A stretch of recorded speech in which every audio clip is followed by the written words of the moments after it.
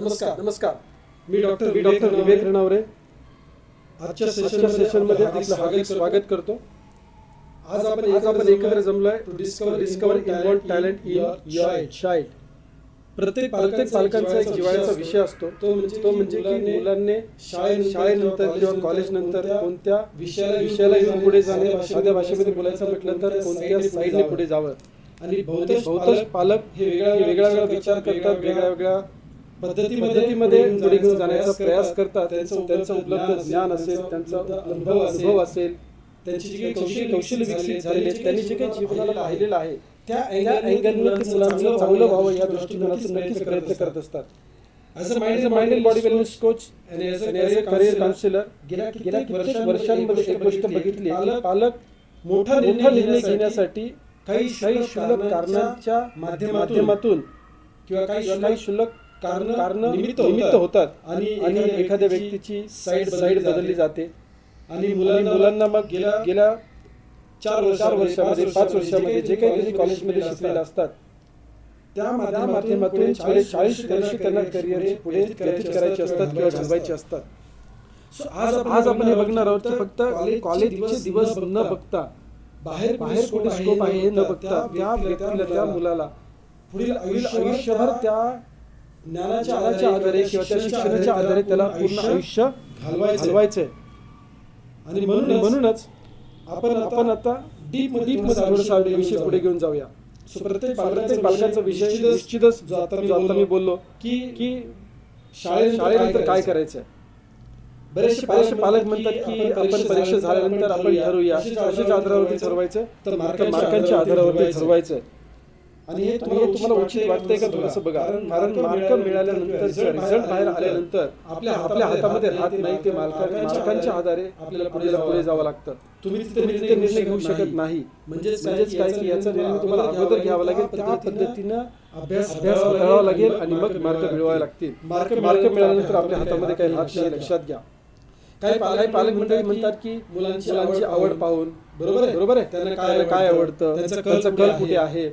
किंवा बरेचसे पालक असे म्हणतात की मुलांना कोणत्या फील्डमध्ये स्कोप चांगला आहे ते बघूया. म्हणजे कुठे सध्या मार्केटमध्ये डिमांड आहे ते पाहून करूया. आणि लक्षात घ्या, स्कोप बदलत राहतो. पण मुलाला 40 वर्ष एखाद्या फील्डमध्ये राहायचं हे लक्षात घ्या. आवडी बदलू शकतात, आवड निवड बदलू शकते. परिस्थितीप्रमाणे, काळाप्रमाणे आवड बदलू शकते. काही मंडळींच्या घरावरती रिलेटिव्हचा, फ्रेंड सर्कलचा, आजूबाजूचा, घरातल्या एखाद्या व्यक्तीचा परिणाम असू शकतो, ज्याला आपण प्रभाव म्हणू शकतो. मग एखादी व्यक्ती आयएस ऑफिसर झाली की त्याच्या आजूबाजूला सगळी व्यक्ती आयएस वरती फोकस करतात. एखादा व्यक्ती यशस्वी अफसर असेल तर मला डॉक्टर व्हावं असं वाटतं. एखाद्या घरामध्ये यशस्वी वकील असेल तर आपल्याला वकील व्हावं असं वाटतं. हा इन्फ्लुएन्स योग्य आहे का? प्रेरणा मिळण्यासाठी ठीक आहे, पण करिअरचा विचार ज्यावेळेला येतो त्यावेळेला निश्चितच त्या मुलाच्या आतमध्ये काय आहे फार गरजेचं आहे. कित्येक वेळेला आम्हाला असं मागच्या 12-13 वर्षांमध्ये पळायला मिळालंय की फॅमिली बॅकग्राऊंड बिझनेसचा असेल किंवा एखाद्या विशिष्ट प्रोफेशनचा असेल तर मुलांनी पण तेच केलं पाहिजे असं पालकांना वाटतं. ही भावनिक इच्छा असते. कारण काय की पालकांनी ज्या काही कष्ट खाल्लेले असतात, त्याचे कष्ट झेललेले असतात, त्यांना असं वाटतं की मुलांनी हे कष्ट भोगू नयेत. आपण एका विशिष्ट लेवलला आपलं प्रोफेशन किंवा व्यवसाय घेऊन आलोय तर त्या मुलांनी पुढे कंटिन्यू करावं. म्हणजे जरा श्रम कमी लागतील, त्रास कमी सोसावा लागेल. हे भावनिक जरी योग्य असलं तरी लक्षात घ्या, एखाद्या वकिलाचा मुलगा वकीलच झाला पाहिजे का, त्याच्यामध्ये ते वकिली टॅलेंट राहिला पाहिजे का, असेल का. एखादा यशस्वी डॉक्टर असेल तर त्याची पुढे गादी चालवण्यासाठी मुलामध्ये किंवा त्या मुलीमध्ये सक्षमता असेल का हे तपासायला नको का. आणि म्हणूनच व्यक्ती केंद्रित झालं पाहिजे. या सगळ्या वरच्या गोष्टी याच्यावरती थोडं आम्हाला मंथन करणं अपेक्षित आहे. बरेच पालक म्हणतात त्याला काय करायचं ते करू द्या, आम्ही काही त्याच्यामध्ये हस्तक्षेप करणार नाही आणि आम्ही काही त्याच्यावर एखादी गोष्ट लादणार नाही. त्याला जे वाटते ते करू द्या, त्याला जे वाटते ते करू द्या. आणि त्याला किंवा तिला एखादा व्यक्ती जर कॉलेजमध्ये पसंत पडला आणि त्यांनी जर पाया पडायला तुम्हाला घेऊन आले तर तुम्हाला पटेल का. जर करिअरच्या बाबतीमध्ये आम्ही असं म्हणू शकतो की त्याला काय वाटते ते करू द्या. आणि जर मग त्यांनी एखादी मुलगी मैत्रीण घरी घेऊन आला आणि म्हटलं पाया पड, पप्पा आशीर्वाद द्या, तर तुम्ही त्याला उघड्या डोळ्याने करायला देणार का. आता हा सुद्धा थोडासा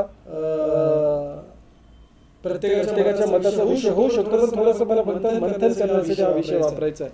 तर लक्षात घ्या तुम्ही सहज म्हणाल की त्याला काय कळतंय यातलं, त्याला काय भविष्यातलं कळतंय, त्याला काय रिलेशनशिप मधलं कळतंय, त्याला अजून समज काय आहे. मग करिअरच्या बाबतीमध्येच आम्ही असं का करणार आहे की त्याला काय करायचं किंवा तिला काय करायचं ते करू द्या.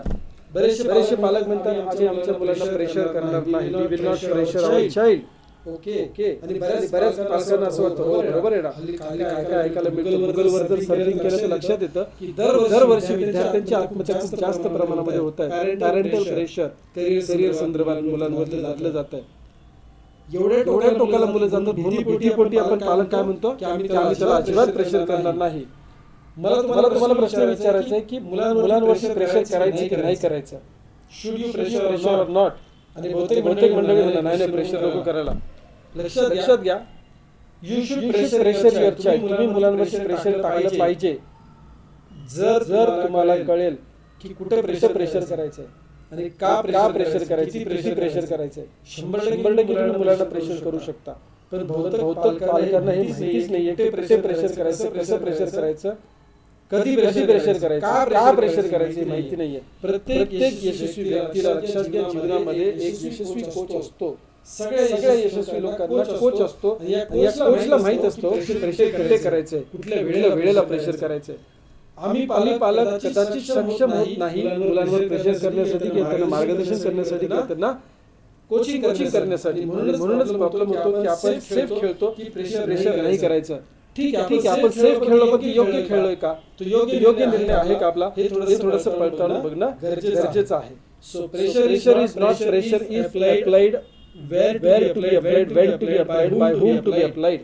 प्रेशर नसणारे जर आम्हाला कळलं कधी प्रेशर करायचे, कुठे प्रेशर करायचं, कसं प्रेशर करायचं, का प्रेशर करायचं, कुणी प्रेशर करायचं, कुणावर प्रेशर करायचं. जे मुलांच्या बाबतीमध्ये घडलं तेच मुलींच्या बाबतीमध्ये घडेल का गॅरंटी नाहीये. तुम्ही लक्षात घ्या, का प्रेशर करायचे, कधी प्रेशर करायचे, कुठे प्रेशर करायचे, कुणी प्रेशर करायचे, कसं हे सगळं आपल्याला ज्ञात असलं पाहिजे. तरच आपण काय करू शकतो, मुलांवर प्रेशर करू शकतो. याचा अर्थ आपल्याला वाद घालायचं नाही, प्रेशर करायचं का नाही करायचं, मला माइंड ओपन करायचं. आणि माइंड ओपन करण्यासाठी एक समोर उदाहरण आपण बघूया की प्रत्येक प्राण्याची जडणघडण जी झालेली आहे ती कशी झालेली आहे. आता समजून घेऊया की समोरच्या चित्रामध्ये तुम्ही पाहताय की एक सांडणी आहे आणि एक चिरंजीव समोर. आणि या चिरंजीवाचा जन्म या प्राणी संग्रहालयामध्ये झाल्यामुळे त्याने बाहेरचं जग बघितलेलं नाहीये. पण ऑफकोर्स आजूबाजूला जे इतर प्राणी आहेत ना त्या प्राण्यांना त्यांनी पाहिलंय आणि म्हणून हा आईला काही प्रश्न विचारतो.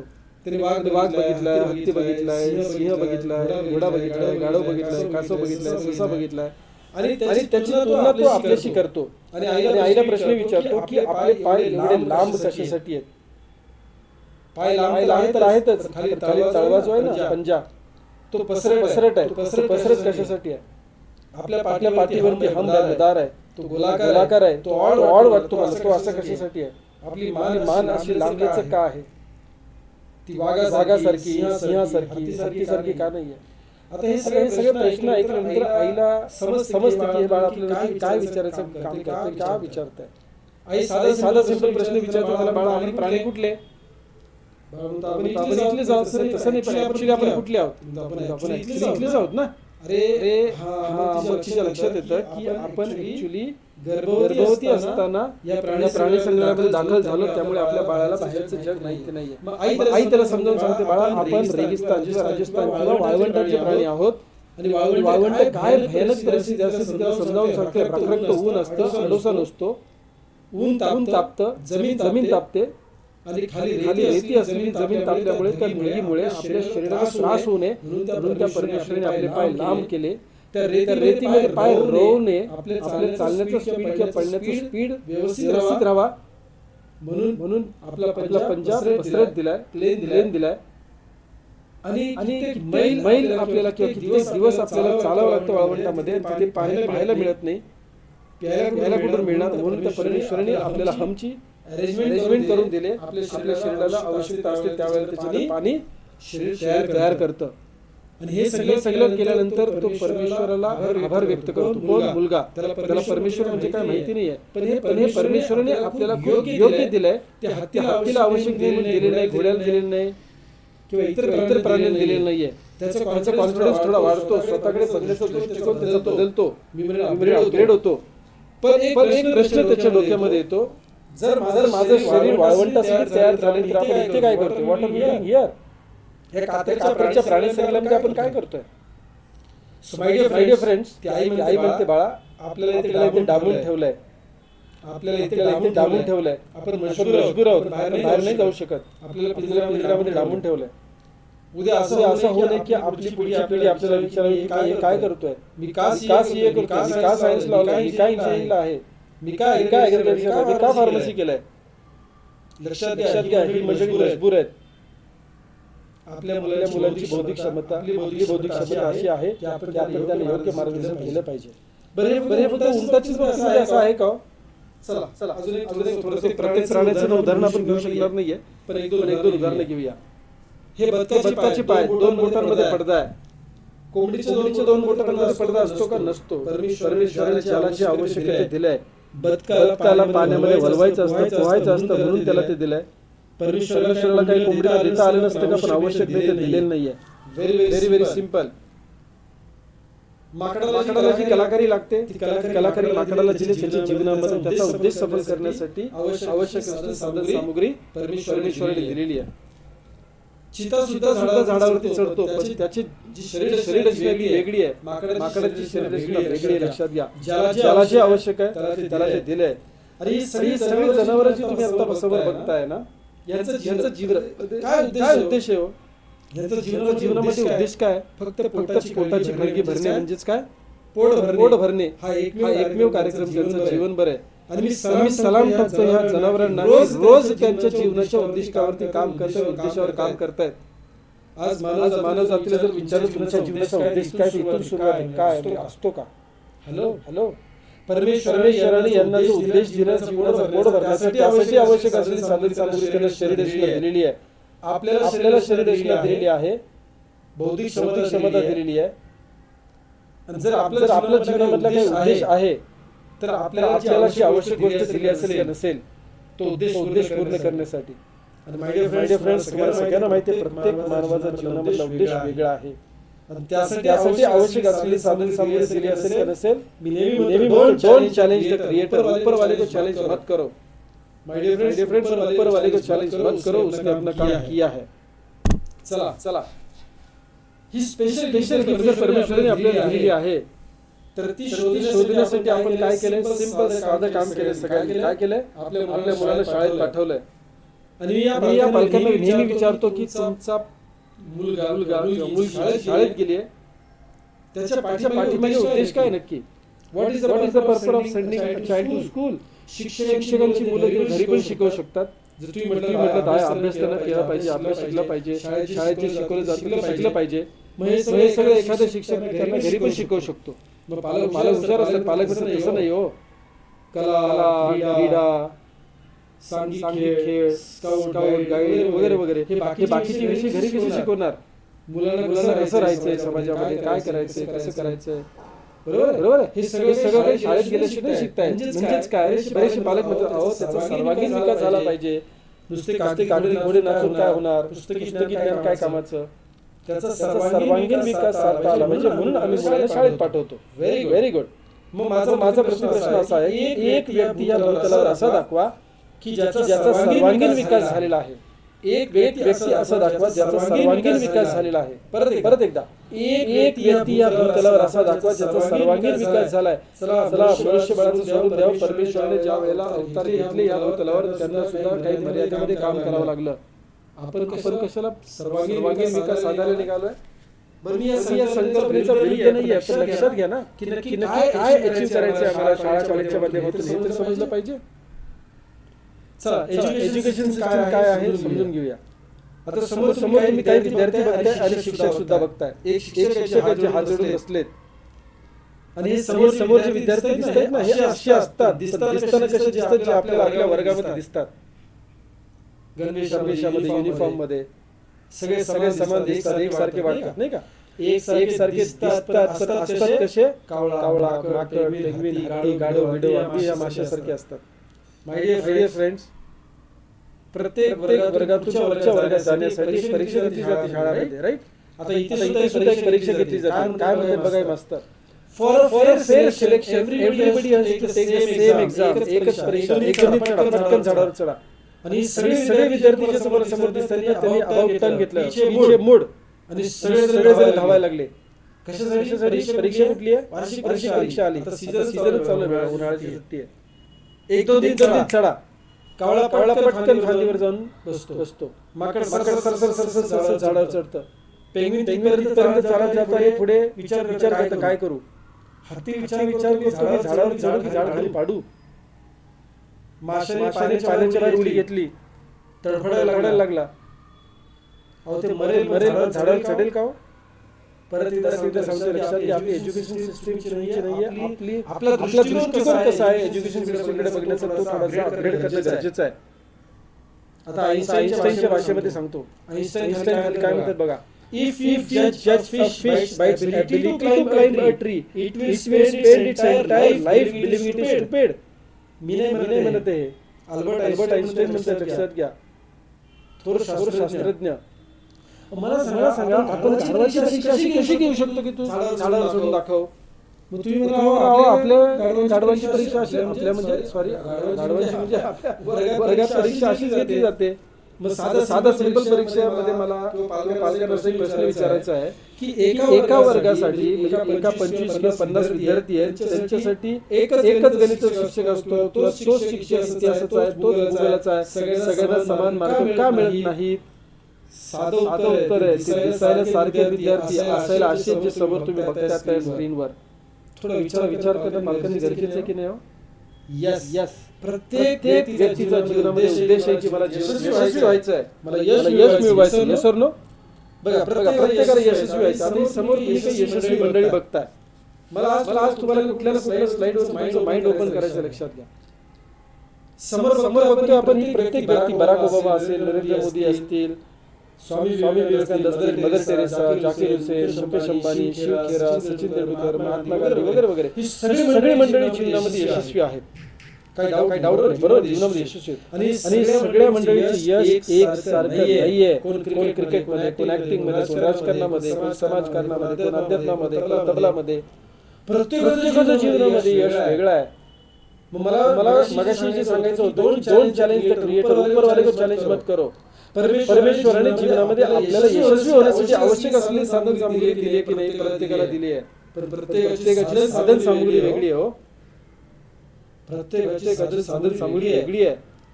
सचिन तेंडुलकरचा पुढची पिढी, मुलगा किंवा मुलगी क्रिकेटमध्ये कशी यशस्वी आहे मला चांगलं माहिती आहे.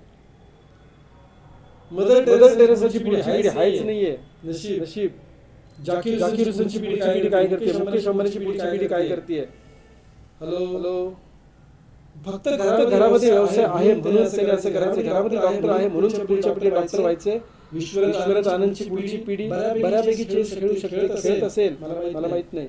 विश्वनाथ आनंद सारखी यशस्वी आहे का? आमचा हट्ट आहे. मला जे विचार पटले, आम्हाला जे भोगायला लागले, आम्हाला जे योग्य वाटले तेच आम्ही लागायचे का पुढच्या पिढीला?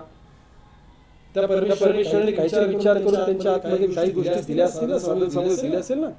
सो माय डिअर फ्रेंड्स, पुढे बघूया. ही जी मंडळी तुम्ही आता पाहिली की यशस्वी होती, ही कशामुळे जीवनामध्ये यशस्वी झाली? लकी. यस और नो? ते यशस्वी होते, लकी होते किंवा त्यांना त्यांच्या आतमध्ये अशी काही प्रतिभा होती, इनबॉर्न क्वालिटी, टॅलेंट, पोटेन्शियल होतं, ज्याच्यामुळे ते यशस्वी झाले. बघा, मी जर हा ऑप्शन दिला नसतं, तुम्ही म्हणतो हो ते नशिबान होते म्हणून असं झालं. काही पालक असे म्हणतात ना, सचिन तेंडुलकर नशीब होतं म्हणून सचिन तेंडुलकर झाला. एवढे हाड मोडली असते का त्याची? खुद्द सचिन तेंडुलकरला त्याचं आत्मचरित्र वाचा, त्यांचं म्हणायला पाहिजे वाचा. त्याला बॉलिंगची आवड होती, बॉलिंगमध्ये करिअर करावंसं वाटत होतं म्हणून क्रिकेट खेळायचं होतं.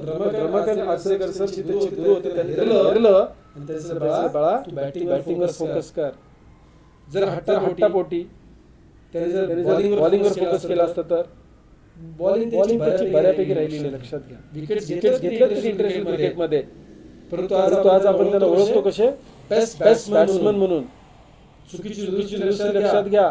आपण सगळेजण म्हणतोय सचिन तेंडुलकर बेस्ट क्रिकेटर होता. No my dear friends, bowling करता येत होती, बेस्ट बॉलर नव्हता. विकेट किपिंग करू शकला असता, बेस्ट कीपर नाही. फिल्डिंग करत होते, बेस्ट फिल्डर नाही. बॅटिंग केली, बेस्ट बॅट्समन आहेत. आपली मुले इंजिनियर व्हावे अशी पालकांची इच्छा असते. सॉरी टू से, कोणता इंजिनियर कसं कळणार? म्हणजे काय वाटते माहिती आपल्याला की मुलांनी आपलं क्रिकेट खेळलं पाहिजे. क्रिकेट म्हणजे नक्की काय? बॅट्समॅन बनवायचे की बॉलर बनवायचे, नक्की काय? एवढा सोपा विषय का? गणित चांगलं इंजिनिअरिंगला. इंजिनिअरिंगमध्ये 35 विषय घेता येऊ शकतात. कुठलं इंजिनिअरिंग करायचंय? 35 तर आपल्याला माहिती नाहीयेत. इलेक्ट्रिकल माहिती, इलेक्ट्रॉनिक्स माहिती, ईएमएससी माहिती, कम्प्युटर माहिती, आयटी माहिती, मेकॅनिकल माहिती, सिव्हिल माहिती, आर्किटेक्ट माहिती, संपला विषय आपला. इंजिनिअरिंगची सगळ्या फील्ड आपल्याला माहिती नाही. आपण म्हणतो मुलांनी इंजिनिअरिंग करावं, पण त्या मुलाला पण माहिती नाहीये की सगळे फील्ड कुठले इंजिनिअरिंग. मी एक उदाहरण देतोय. आणि समजा त्याच्यामध्ये अशी एखादी प्रतिभा असेल की त्याच्या ज्ञानाच्या आलेच नाही अजून. मेटलर्जी फॉर एक्झाम्पल, ॲस्ट्रोनॉट, त्याच्या डोक्यात विषय नाही येतो. जर समजा परमेश्वराने त्याला टॅलेंट दिला असेल तर जर परमेश्वराने त्याला टॅलेंट दिलं तर परमेश्वराची जबाबदारी आहे की त्याला ते हुकूम द्यायची आणि त्याच्यावरती मेहनत त्यांनी सपोर्ट करावा ना परमेश्वराने. चला एक उदाहरण घेऊया. विनोद कांबळी सचिन पेक्षा सरस फलंदाज. परमेश्वराने टॅलेंट दिलं, विनोद कांबळीला ते टॅलेंट समजलं. विनोद कांबळीने ते टॅलेंट काम देखील केलं, मेहनत घेतली, इंटरनॅशनल क्रिकेटमध्ये आला, चमकला, जबरदस्त फलंदाजी करत होता. परमेश्वराने काम केलं, विनोद कांबळीने ओळखलं, मेहनत देखील घेतली, पण हवा गेली डोक्यामध्ये. कारण डूल करायला लागला, व्यसन करायला लागला, पोरींच्या लाटामध्ये अडकला. आज व्यसनमुक्ती केंद्राच्या लायकीचं नाहीये. सगळं परमेश्वरानेच करावं का? आपल्याला काही कर्म वगैरे करायचं बंधन आहे की नाही? जर परमेश्वराने टॅलेंट दिलं, ते समजलं, मेहनत केली तर ती कन्सिस्टन्सी कंटिन्यू ठेवणं गरजेचं आहे. ते जर विनोद कांबळीला ठेवलं असतं तर कदाचित आज आपण सचिनपेक्षा अव्वल त्यांना स्थान दिलं असतं समाजामध्ये. आज तो व्यसनमुक्ती केंद्रामध्ये ठेवण्याच्या लायकीचा नाहीये. सगळं परमेश्वराने ढकलून चालणार नाहीये. इन्व्हॉल्व टॅलेंट क्वालिटी पोटेन्शियल एक तर पहिला आपल्याला समजून घ्यावं लागेल आणि त्याच्यावरती जबरदस्त मेहनत करावी लागेल. My dear friends, right. प्रश्न असा येतो की हे शोधायचं कसं? हे इन्व्हॉल्व टॅलेंट क्वालिटी पोटेन्शियल जे आपल्याला दिलेलं आहे ते परमेश्वराची देणगी आहे. हे इन्व्हॉल्व आहे, उपजत आहे. करेक्ट आहे. तर ते शोधायचंय आणि त्या शोधलेल्या टॅलेंट वरती आपल्याला पुढे काय करायचं? मेहनत करायची आहे. हे greatest gift from the God on the earth. परमेश्वराने आपल्याला दिलेलं काय असेल? ग्रेटेस्ट गिफ्ट असेल. त्याला शोधूया माय डिअर फ्रेंड्स. कन्फ्युजन मध्ये ठेवायला नको. विचार करा, जबाबदारी कोणाची आहे?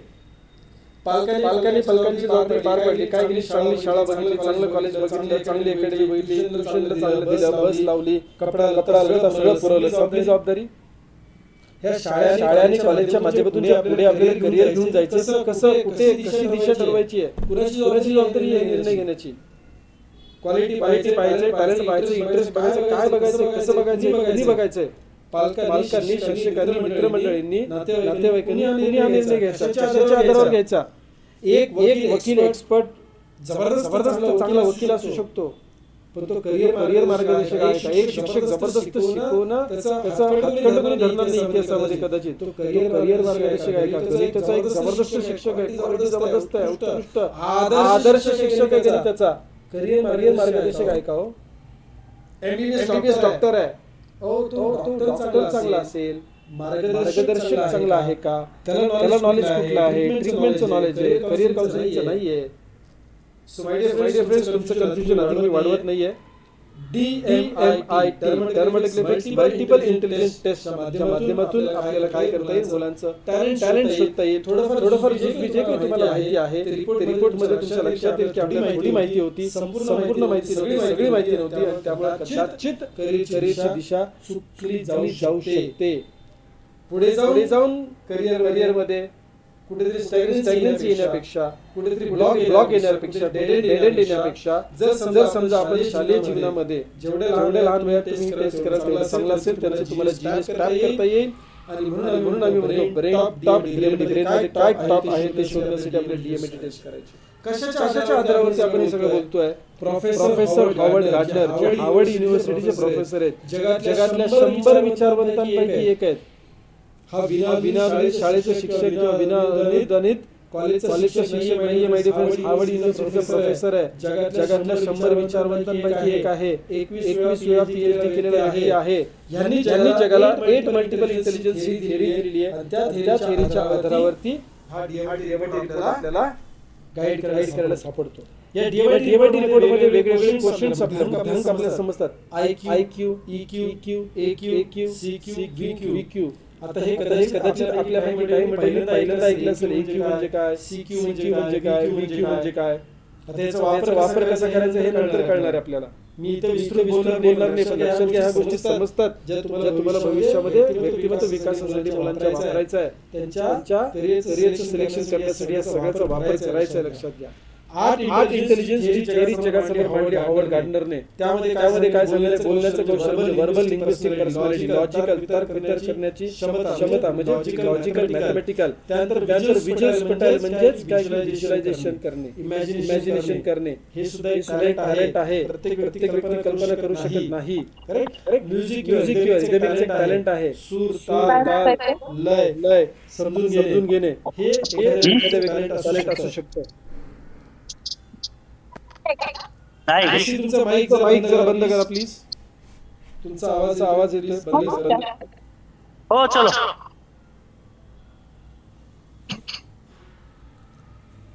धन्यवाद. शांत राहता प्लीज, थोडंसं.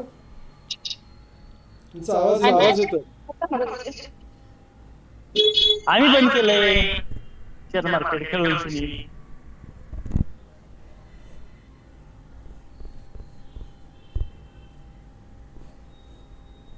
गेलो पेट्रोल पलीकडे.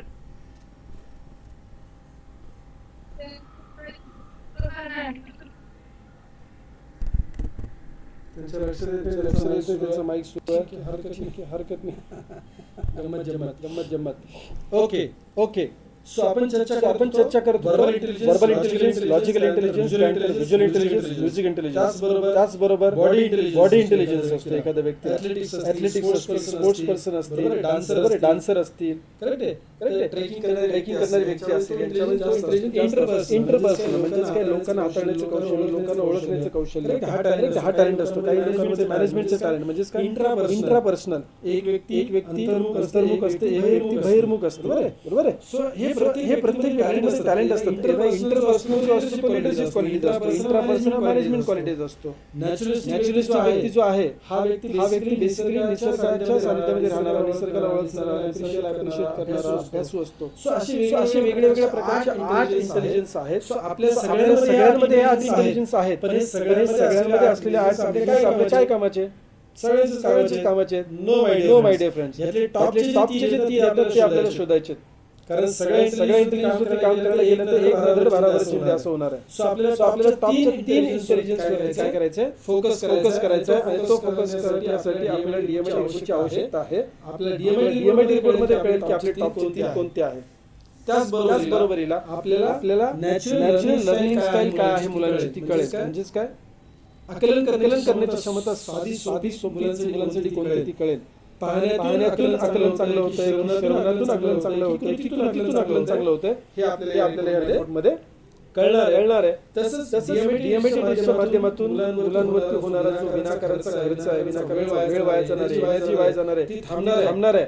आता उन्हाळ्याच्या दरम्यान बघा, पालक लोक बिनधास्त कुठल्याही ऍक्टिव्हिटीसाठी पाठवतात. चला वेळ जाईल, जाऊ द्या. अरे वेळ जायचे, टॅलेंट प्रमाणे त्यांना ऍक्टिव्हिटी करायला द्या. फक्त आवडीच्या नाही, चॅलेंजच्या आधारावरती. आणि DMITच्या रिपोर्टमध्ये तुम्हाला कळेल अगदी छंद वर्ग जरी जोपासायचा असेल, राईट, हॉबीज कोणतं जोपासायचे तुम्हाला DMIT रिपोर्टमध्ये कळणार आहे. पालकांचं मुलांचं नातं सुधारणार आहे या DMIT रिपोर्टमुळे. मुलांचा कॉन्फिडन्स वाढणार आहे. कारण आपण मुलांना त्याच गोष्टी करायला सांगणार जे परमेश्वराने त्यांच्या आतमध्ये प्रतिभा दिली आहे. DMIT रिपोर्टमध्ये कळते आपल्याला. तणावमुक्त जीवन जगू शकतात मुलं विद्यार्थी दशेमध्ये 100%. यस. लर्निंग स्टाईल कोणती आहे, लर्निंग स्पीड काय आहे हा मुलांचा कळणार आहे. इनबॉर्न टॅलेंट काय, म्हणजे काय, स्ट्रेंथ काय, वीकनेस काय, त्याला संधी कोणत्या क्षेत्रामध्ये आहे आणि त्याला धोका काय, हे आपल्याला DMIT टेस्टमध्ये कळतं. आणि मुलांसाठी आपण एक टेलरमेड लर्निंग प्रोग्राम तयार करू शकतो या रिपोर्टच्या माध्यमातून. सगळ्यात महत्त्वाचं हा रिपोर्ट घेऊन तुम्हाला प्रत्येक वर्ग शिक्षकाला जाऊन भेटायचे आणि आपलं काय आहे त्या शिक्षकाला शिकवायचं समजून सांगायचंय, जेणेकरून त्यांची पद्धत मुलांकडे पाहण्याची शिकवण्याची बदलू शकते आणि तुमचं लर्निंग स्पीड मुलांचं वाढू शकतं. लक्षात घ्या. सब्जेक्ट सिलेक्शन करायचं आहे एज्युकेशन सेक्टरमध्ये. आर्ट्सला जायचे, सायन्सला जायचे, कॉमर्सला जायचे, ऍग्रिकल्चरला जायचे, इंटेरियर डिझायनिंग करायचे, इंजिनिअरिंग करायचे की नाही करायचे, मेडिकल करायचे, काय करायचं हे या डीएमएड रिपोर्टच्या माध्यमातून आपल्याला मार्गदर्शन करता येतं. कुठल्या वयामध्ये हा रिपोर्ट काढला पाहिजे. आज तुम्ही ज्या वयामध्ये त्या वयामध्ये रिपोर्ट काढायचा आहे. आज तुमची मुलं ज्या वयामध्ये कारण का तुम्ही इथून पाठीमागे 2 महिने जाऊ शकत नाही, 4 महिने पाठीमागे जाऊ शकत नाही काढण्यासाठी. सो देर आहे दुरुस्त आत्ता काढायचं. कुठल्याही वयामध्ये रिपोर्ट करा, त्याचं ऍप्लिकेशन तुम्हाला करता येणार आहे. आणि ज्या वयामध्ये रिपोर्ट करतात तिथून पुढे त्याचं ऍप्लिकेशन त्या पद्धतीचं करावं लागतं. लहानपणी व्यक्तिगत विकासावरती भर देऊ शकता. थोडंसं मोठं झाल्यानंतर सब्जेक्ट सिलेक्शन करू शकता. आणखी थोडं मोठं झाल्यानंतर करिअरची दिशा कोणती घ्यायची आहे ते करू शकता. आयडल स्टेजमध्ये नोकरी करायची, व्यवसाय करायचा आहे, पर्सनल ग्रोमिंग कसं करायचं, क्वालिटी शार्पन करायचे, प्रोफेशन कसं करायचं हे तुम्ही ऍडल्ट स्टेजमध्ये बघू शकता. वयाच्या प्रत्येक स्टेजमध्ये डीएमएड तुम्हाला काय करणार आहे, फायदेशीर ठरणार आहे. आता डीएमएड टेस्ट 14 वर्षांमध्ये आम्ही बघतोय की काही मुलांनी डीएमएड टेस्ट केल्यानंतर पालकांनी सांगितल्यामुळे त्यांनी लाईन बदलल्या, ज्या नको करायला पाहिल्या केल्या. आणि बघायला काय मिळतं की त्या व्यक्तीने एकतर शिक्षण सोडलेलं असते, अर्धवट सोडलेलं असते, किंवा शिक्षण पूर्ण केलं पण सोडून तरी नंतर हुशार विद्यार्थीनं कुठेही गेलं पास होणार आहे. आपल्याला फक्त पास होणं अपेक्षित आहे, त्या यशस्वी होणं आनंदी होणं अपेक्षित आहे. करेक्ट आहे ना. आणि त्याच्यासाठी माय वेलनेस क्लिनिकच्या माध्यमातून आपण टेस्ट कंडक्ट करतो. टेस्टला फक्त 12-15 मिनिटं लागतात. फिंगरच्या बोटाने ठसे घेतले जातात. त्या ठसांच्या माध्यमातून मेंदूचा वेध घेतला जातो. 3 दिवसामध्ये तुम्हाला फिंगरप्रिंट अनालिसिस झाल्यानंतर रिपोर्ट मिळतो. हा रिपोर्ट 46 रिपोर्ट आहे. आणि रिपोर्ट आल्यानंतर काम असतं 4 ते 5 वाचन करायचं, कारण आपल्यासाठी नवीन आहे, आपल्याला समजून घ्यायचा असतो. आणि तो समजून घेतल्यानंतर पुढे तुम्हाला ऍप्लिकेशनच्या माध्यमातून व्हिडिओ काउन्सिलिंग केलं जाईल. म्हणजेच काय की या रिपोर्टची व्हिडिओ सिरीज आहे आपल्याकडे. व्हिडिओ सिरीज बघून तुम्ही मुलांचं डिसाईड करू शकता, त्यांच्या व्यक्तिमत्वाचा विकास साधू शकता. प्रश्न पैशांचा आहे की नाही हा तुमचं ठरवायचा आहे. जर तुम्ही कॉन्फिडंट असाल, आतापर्यंत जे काही सांगितलंय तुम्हाला पटलं असेल, त्यातलं ते एकच राहिलं तुम्हाला वाटलं असेल अरे हो येस बरोबर आहे, करायला पाहिजे, तर एका विद्यार्थ्याची फीस आहे 5,000 रुपये. 5,000 रुपयाच्या माध्यमातून तुम्ही डीएमएड टेस्ट करणार आहात. ईमेलवरती किंवा व्हॉट्सअपवरती तुम्हाला याचा रिपोर्ट पाठवला जाईल. इंग्लिश, मराठी पाहिजे त्या लँग्वेजमध्ये तुम्हाला रिपोर्ट मिळेल. त्यानंतर व्हिडिओ काउन्सिलिंग तुम्हाला रेकॉर्डेड व्हिडिओच्या माध्यमातून केलं जाईल. जर एखाद्या पालकांना असं वाटलं महिन्यात 4 महिन्यानंतर की मला पर्सनली गायडन्स पाहिजे माझ्या मुलासाठी किंवा मुलीसाठी, तर तुम्ही एक्स्ट्रा 1,000 रुपये भरून काउन्सिलिंगच्या माध्यमातून करू शकता. आणि जर तुम्हाला 1,000 रुपये एक्स्ट्रा द्यायचे नसतील, नो वरी, 5,000 मध्ये तुम्हाला मिळालेलाच आहे, व्हिडिओ काउन्सिलिंग मिळालेला आहे. याच्या व्यतिरिक्त महिन्यातून एकदा 3 तास मी वैयक्तिक आमचे काउन्सिलर महिन्यातून एकदा 3 तास फक्त रिपोर्ट वरती बोलणार आहे. रिपोर्टचं ऍप्लिकेशन कसं करायचं, त्याचा वापर कसा करायचा. सो नो वरीज, फक्त 5,000 रुपयामध्ये तुम्ही रिपोर्ट घेतला तरी हरकत नाहीये. दर महिन्यात तुम्ही अटेंड करू शकता, काही प्रॉब्लेम नाही. Okay. So my dear friends, my wellness promoter ज्यांनी तुम्हाला इन्व्हाइट केलं, हा व्हिडिओ पाठवलाय, त्यांना संपर्क करा आणि आमच्या मुलांच्या भविष्य ठरवून घ्या. सगळ्यात महत्त्वाची गोष्ट म्हणजे त्यांच्या करिअरची दिशा ठरवण्यासाठी तुम्हाला या रिपोर्टचा होईल. त्याचबरोबर अतिशय महत्त्वाची गोष्ट म्हणजे त्याहून पुढे मला जी वाटते, त्यांच्या व्यक्तिमत्वाचा विकास करण्यासाठी तुम्हाला या रिपोर्टचा खूप होणार आहे. प्रत्येक महिन्यामध्ये तुम्ही माझं लाईव्ह सेशन अटेंड करू शकता रिपोर्ट ऍप्लिकेशन करण्यासाठी. त्याचबरोबर माय वेलनेस नेचर केअरची ऍप्लिकेशन आहे, डाउनलोड करा. त्याच्यामध्ये फ्री रेकॉर्डेड व्हिडिओ सिरीज आहे जी यापूर्वी मी 10,000 रुपयाला आमच्या काउन्सिलर्सला सेल करत होतो. ती मी आता फ्री ऑफ कॉस्ट तुमच्यासाठी उपलब्ध करून दिली आहे. नक्की याचा फायदा करून घ्या. थँक्यू सो मच तुमच्या मुलांसाठी आज वेळ दिला. अतिशय छान. धन्यवाद तुमचेही. मी डॉक्टर विवेक रणवरे सदैव तुमच्याबरोबर आहे. तुमच्यासाठी धन्यवाद. पुढच्या मीटिंगमध्ये भेटूया शुक्रवारी 8 वाजता.